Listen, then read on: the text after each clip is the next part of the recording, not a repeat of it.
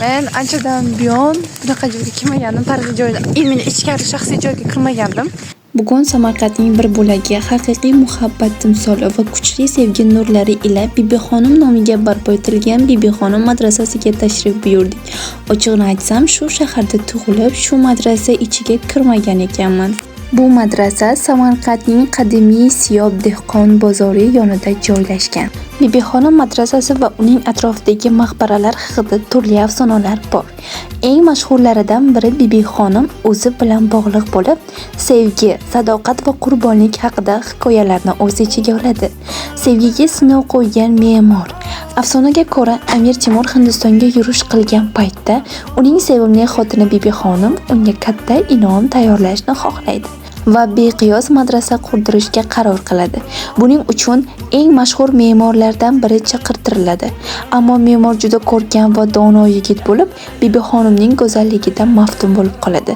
Qurilish oxiriga yetganda u madrasa peshtoqining gumbazini qo'yish uchun Bibixonimdan bir shart qo'yadi. U Bibixonimning birgina o'pishiga ega bo'lsa, binoni tamomlaydi. Bibixonim buni rad qiladi, ammo madrasa qurilishi kechikaveradi. Samarqand ahli sabrsizlik bilan bu ulug' binoning ochilishini kutadi, lekin gumbaz qo'yilmasa, madrasa yaroqsiz bo'lib qoladi.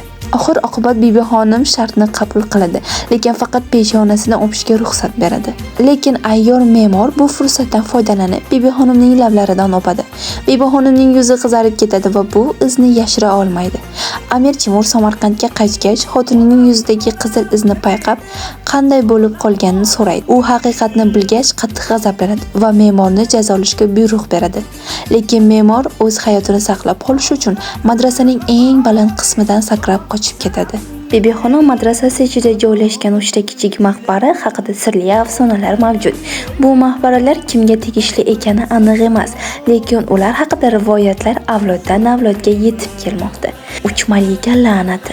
Bir afsonaga ko'ra, bu 3 maqbara Amir Temurning saroyidagi 3 ta malikaga, Bibixonimning sodiq dugonalari bo'lgan ayollar qabri hisoblanadi. Aytilishicha, Bibixonimning taqdiri bilan bog'liq bo'lgan eng sirli kechalardan birida bu 3 malika sirli kuchlar ta'sirida g'oyib bo'lgan va keyinchalik ularning jasadlari madrasaning ichida paydo bo'lgan.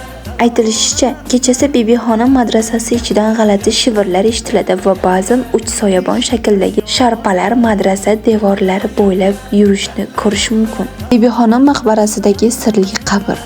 Aytishlaricha, Bibixonim vafot etgach, uning jasadini Samarqandning eng muqaddas joylaridan biriga dafn etishmoqchi bo'lishadi. Ammo tunda noma'lum kuch kelib, jasadni g'oyib qiladi. Keyinroq uning maqbarasi deb tanilgan joyda yotgan jasad aslida kimga tegishli ekanligi noma'lum qoladi.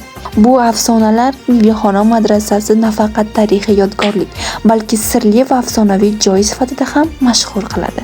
Siz aniq shuncha afsonalar borligini bilmagansiz. Xo'sh, sizningcha nima uchun bu 3 maqbaraga 3 malika la'nati deb nom qo'yilgan?